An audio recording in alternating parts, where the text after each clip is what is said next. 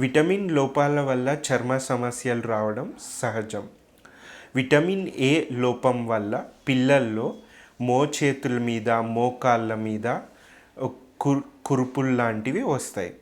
దానికి vitamin A ఎక్కువ ఉన్న క్యారెట్ ఇంకా బీట్రూట్ లాంటివి పిల్లలకి ఇవ్వడము, విటమిన్ ఏ సిరప్ ఇవ్వడము మేలు.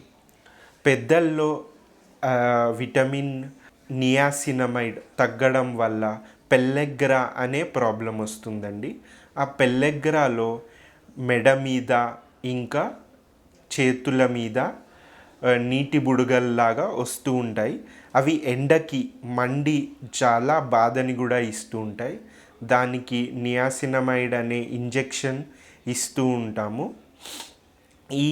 ఈ నియాసినమైడ్ తగ్గిపోవడానికి కారణము ఆల్కహాల్ ఎక్కువగా కన్జ్యూమ్ చేయడం, ఇంకా జొన్నలు ఎక్కువగా తినడం.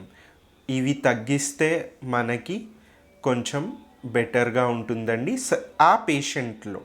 మామూలుగా అయితే అందరూ డైట్ పరంగా జొన్నలు తింటున్నారు, తినడం మంచిదే.